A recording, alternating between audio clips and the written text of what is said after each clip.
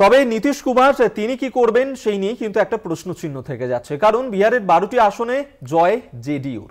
অতীতে একাধিকবার তিনি রাজনৈতিক সঙ্গী বদল করেছিলেন এবং সেই নীতিশ কুমার তিনি যাচ্ছেন দিল্লিতে এবং সেই একই বিমানে রয়েছেন তার সঙ্গে তেজস্বী যাদব, আরজেডি নেতা তেজস্বী যাদবও রয়েছেন।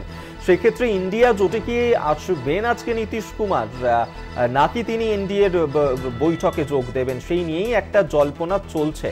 আজ ইন্ডিয়া বৈঠকে বিস্তারিত আলোচনা হবে মঙ্গলবারই জানিয়েছিলেন রাহুল গান্ধী। তবে যে খবর আমরা পাচ্ছি যে বিহারে 12টা আসনে জয় জেডিইউর। অতীতে একাধিকবার আমরা দেখেছিলাম যে নীতিশ কুমার জেডিইউ নেতা তিনি একাধিকবার দলবদল করেছিলেন। এই মুহূর্তে এনডিএ জোটে রয়েছেন তিনি।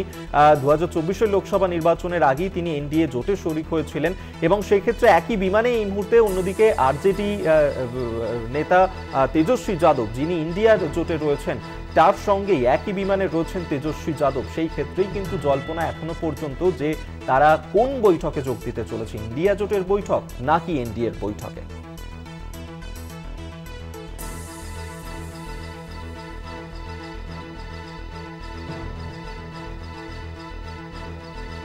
আপনাদেরকে আরেকবার জানিয়ে রাখবো, আজকে এনডিএর বৈঠক একদিকে, অন্যদিকে ইন্ডিয়া জোটের বৈঠক রয়েছে এবং সেক্ষেত্রে অত্যন্ত গুরুত্বপূর্ণ হতে চলেছে আজকের এই দুই জোটের বৈঠক। সেক্ষেত্রে নীতিশ কুমার, যাকে পল্টুরাম বলা হয় কারণ তার এই যে দীর্ঘ রাজনৈতিক জীবন, সেক্ষেত্রে একাধিকবার তিনি রাজনৈতিক সঙ্গী বদল করেছিলেন, দল বদল করেছিলেন এবং সেই ক্ষেত্রে আজকে একই বিমানে একদিকে আরজেডি নেতা তেজস্বী যাদব, তার সঙ্গে নীতিশ কুমার তিনি রয়েছেন, দিল্লিতে যাচ্ছেন তারা।